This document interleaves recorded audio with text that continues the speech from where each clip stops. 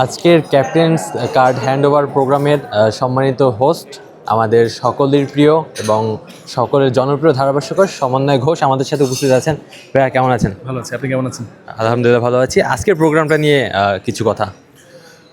অবশ্যই বিশেষ একটা উদ্যোগ এবং আমার মনে হয় যে খুবই ভালো একটা ইনিশিয়েটিভ ডেফিনেটলি এই কারণে বিকজ আপনি সকল ক্যাপ্টেনদেরকে আপনি সম্মাননা দিচ্ছেন, বিশেষ করে তারা যেহেতু দেশকে নেতৃত্ব দিয়েছে মাঠে এত বছর ধরে। এবং দেখেন সেই 1971-এর পর থেকেও যদি বলি, তার আগেও আমরা অনেক গল্প শুনেছি, অনেকের কথা শুনেছি, তার স্বাধীনতার পর থেকেও যদি বলি যে যারা নেতৃত্ব দিয়েছেন, আমরা তো পদে পদে এগিয়েছি, তাই না? ধাপে ধাপে আমরা এগিয়ে গিয়েছি এবং সেখান থেকে আজকে এই জায়গায় এসেছি। এটা তো বের মিনিমাম যে আমরা সেই অধিনায়কদেরকে সেই সম্মানটুকু দিতে পারা। এবং এই কার্ডের মাধ্যমে অনেক কিছু শুনলাম। প্রেসিডেন্ট বললেন আজকে পরবর্তীতে হেলথ বেনিফিটসও পাবেন, কিন্তু একদম বের মিনিমাম যে জিনিসটা সেটা হচ্ছে যে আজ থেকে 20 বছর পরে যদি তার মনে হয় যে আমি খেলা দেখতে যাব, তার চিন্তা করার দরকার হবে না যে মাঠে আমাকে কেউ আটকাবে বা কেউ চিনবে কিনা।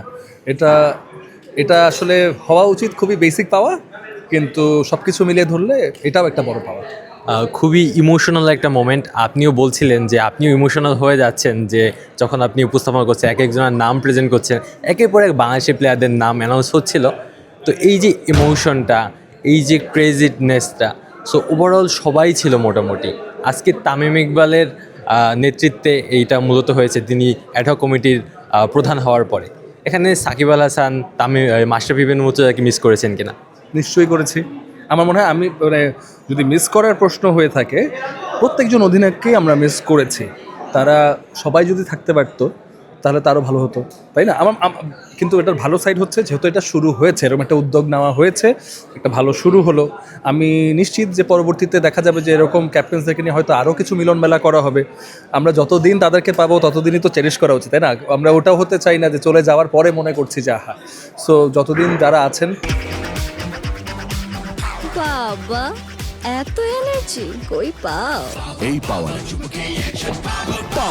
চুমুকে অ্যাকশন।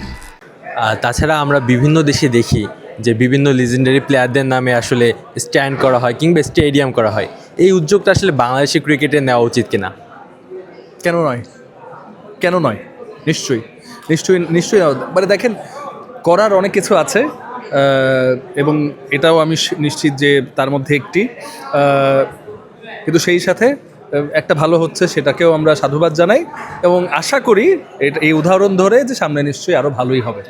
তাছাড়া একটু ওয়ানডে সিরিজে ব্যাক করতে চাই। আগামীকালকে ওয়ানডে সিরিজ এবং আপনি অবভিয়াসলি কমেন্ট্রি বক্সে থাকবেন। তো বাংলাদেশে কি অপরিবর্তিত একাদশ থাকবে নাকি নতুন কোনো 11?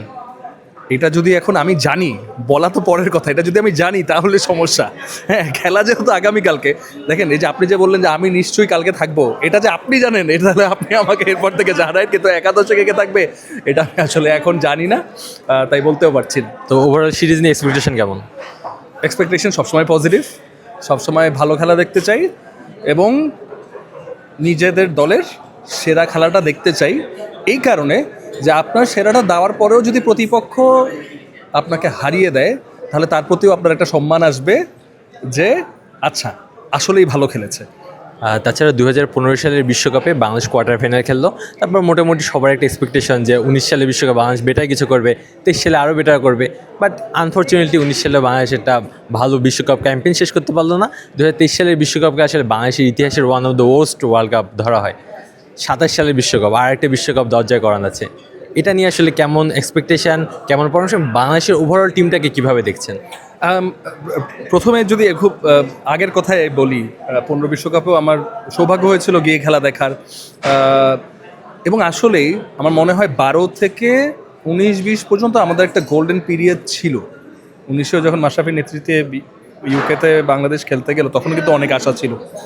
আমার মনে হয় ওই টাইমটাতে যে এসে আবার ফাইনালেও আমরা হেরেছি, মিরপুরের সবার কান্নাকাটি, আবেগ, আমার মনে হয় সেই সময়টাতে আমরা ট্রফি লিফট করাটা মিস করে গেছি। আমাদের ভাগ্যে ছিল না, কপালে ছিল না, বলে না হয়নি, কারণ একদম ফাইনালে গিয়েও হেরে গেছি, জাস্ট হয়নি। আমার মনে হয় ওই টাইমটাতে মিস করে গেছে। ওই টাইমটাতে আমরা কিছু ট্রফিগুলো যেগুলো লিফট করে ফেলতে পারলে আসলে আমরা পরের ধাপে চলে যেতে পারবো। যেহেতু যাইনি, আবারও তো যে এই লেজেন্ডরা রিটায়ার করছে, তারপর বাকি প্লেয়াররা এসেছে, এখন একটা ব্যালেন্সের দিকে যাচ্ছে। সো এই ভাঙা গড়াটা ন্যাচারাল, এটা শুধু বাংলাদেশের ক্ষেত্রে না, এটা সব দলের ক্ষেত্রেই হয়ে থাকে। আনফর্চুনেটলি আমরা ওই সময়টা কিছু জিতে নিই। এখন আগামী বিশ্বকাপ পরের প্রশ্নের আপনার, সেটা হচ্ছে যে আমার ওই যে যেরকম আপনাকে যদি পাল্টা বলি যে আপনি কি আশা করেন, আমরা তো সবাই স্বপ্ন দেখি যে ফাইনালে যে ট্রফিটা লিফট করছে, কিন্তু আমি বলবো যে এই প্রেশারটা এখন থেকেই না দিই, ধাপে ধাপে এগোচ্ছে কিনা, আমরা প্রত্যেক দিনই কাজের সাথে বেটার হচ্ছে কিনা, এজেন্ডাগুলো টিক করতে পারছি কিনা, সেভাবে করে ওই পর্যন্ত যাই, তখন দেখি দলের কী অবস্থা।